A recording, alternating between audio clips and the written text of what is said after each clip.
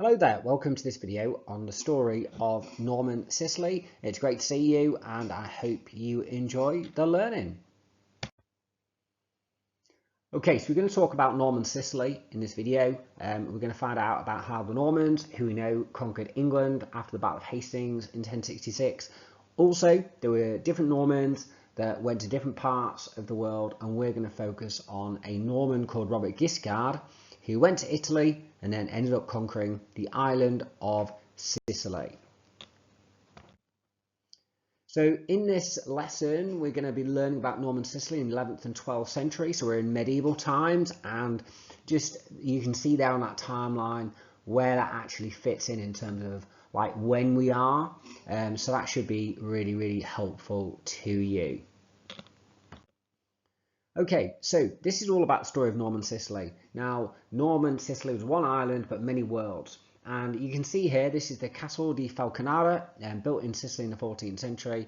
And from the top of this high fort on Sicily's coast, you can see the rest of Italy. Now, in the 12th century, that's the 1100s, ships could easily sail the calm waters of the Mediterranean to Italian cities like Venice and Rome. And the map on the next slide shows you just how close Sicily was to the shores of the Mediterranean Sea. A journey south would bring you to Muslim North Africa, and if you head east, you will get to the harbour at Constantinople. Sicily was central to the connected worlds of medieval Europe, Asia and Africa, and it's a very unique place as well, and we're going to find out why. And we're also going to look at some maps as well, just to really hone in on where Sicily was, and still, of course, is. So some key words we're going to learn about in this learning, and you can make a note of these keywords. So we're going to talk about an artifact. That is an object from the past that can be used as a source. We're going to talk about the idea of a Muslim, which is a follower of a religion called Islam, that you might have learned about in religious studies lessons, whose followers are loyal to the Prophet Muhammad. A pilgrimage is a religious journey. Christians go on pilgrimages, but equally other religions do, such as Muslims go on a pilgrimage called a Hajj, which goes to Mecca. So a pilgrimage is a religious journey. Now that's how the Normans ended up in Italy. They went on religious journeys to Italy. So a pilgrimage is a religious journey. We're going to talk about the Pope, leader of the Catholic Church in Western Europe during this time, lived in Rome, which was of course in Italy.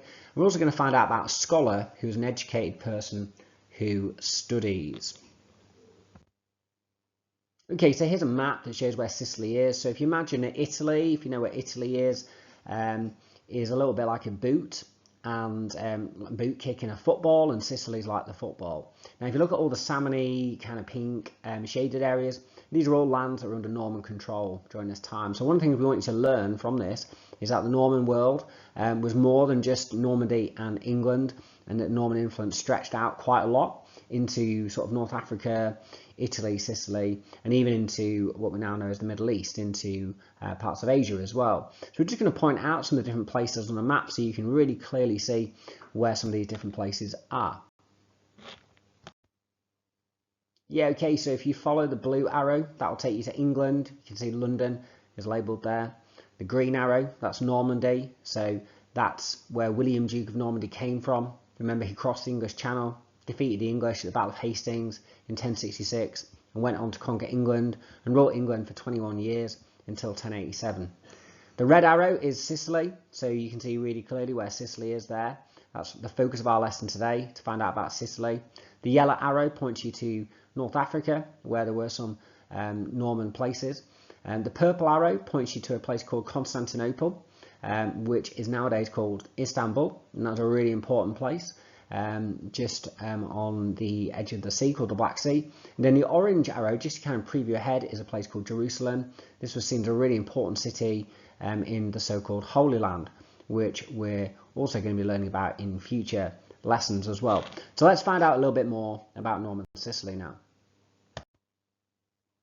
So the first thing we're going to think about is, why were the Normans in Italy in the first place? We know where Normandy is. It's at the top of France. We know the Normans invaded England. That kind of made sense. It was pretty close. But why were the Normans in Italy? So let's just kind of go through this information first of all. So by the 10th century, Northmen, or Vikings, had settled in northern France. And these Northmen became known as Normans. By the 11th century, the Normans were spreading over Europe. often through invasion, like the Norman conquest in England. The first Normans to leave Normandy were pilgrims visiting holy sites in Italy. They were skilled warriors. They worked as soldiers in wars between groups of Christians and Muslims. These groups fought for control of Italy, because Italy had fertile land, crafts and trade, and it was a good place to settle. So we can see here that actually the first reason why the Normans went to Italy was because they were pilgrims. They were going on a religious journey, visiting holy sites in Italy. A man called the Pope, who was the leader of the church, lived in Italy. But we also know they were skilled warriors as well, so they were good at fighting. And we know that because we know that the Normans won the Battle of Hastings as well. Really interesting to know that the Normans originally themselves were Vikings. They came from Norway, and that's why originally that name Northmen then became Normans. So that's another really interesting thing to understand, that the Normans were really well connected to lots of different places. So let's tell you a little bit about this guy. Now this is an 18th century interpretation of Robert Guiscard. He may have looked like this, he may not though. It's just a bit of an interpretation really. So he's called Robert Guiscard, and it can translate as Robert the Crafty. Now, in this context, crafty doesn't mean that you're good at art or that type of thing. Crafty means you're quite cunning, and you're quite good at tricking people. So we're going to talk a little bit about Robert Guiscard, because he kind of is really important to our story. So, in the year 1041, a powerful Norman lord died, leaving 12 sons. There was not enough land for all of these sons to inherit, so they set off to find riches in Italy. Now, one of these sons was called Robert. He was a powerful warrior and became known as Guiscard, meaning crafty or cunning. And he and his small group of followers ended up in Italy, and they lived in the Italian hills. So let's find out a little bit more about Robert the Crafty, Robert Guiscard. So one time, to show kind of his craftiness, his sneakiness, one time Robert Guiscard pretended to hold a funeral and showed his craftiness. He disguised his soldiers as mourners, and he hid swords in the coffin as well. And what he did is he launched a surprise attack, and he was soon gaining power. By 1059 he controlled so much of Italy that the Pope, the leader of the church, promised to support him if he could capture the Muslim land of Sicily. In 1072, after years of struggle, Robert Guiscard succeeded. He took control of Sicily and became a large Norman kingdom. This was just 1 year after William Duke of Normandy was fighting off Herod the Wake's rebellion in England. Now, when Robert Guiscard died, the land of Sicily passed to his son Roger I and then to his son Roger II, who built a royal chapel. Roger II ruled from 1130 to 1154. And there's a picture of Roger II of Sicily being crowned by Jesus. So that's didn't actually happen. He wasn't actually crowned by Jesus, but it's kind of just trying to sort of symbolize his importance. So the next thing to think about is, how did Sicily connect worlds? Well, people and ideas flowed into Sicily. Libraries in Sicily held books by ancient Romans and Greeks. Islamic scholars from Baghdad had also brought new ideas about medicine and science when they conquered Sicily. Now, Palermo, which is a big city in Sicily, had a great medical school. Travellers from England came to Sicily to study medicine or read about great ideas from great civilizations like the Romans and the Greeks.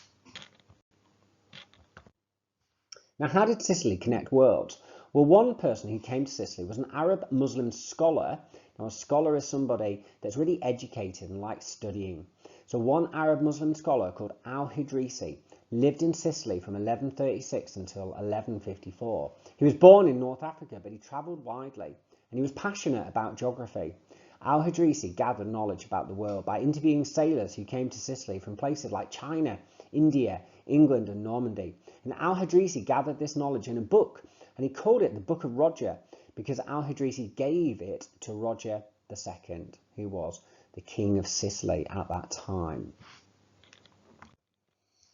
Now, one of the really interesting things about Sicily is that it was really peaceful during this time. After years of fighting, peace came to Sicily in the mid-12th century. It's around about the 1150s. Christian culture mixed with those of Muslims and Jews already living there.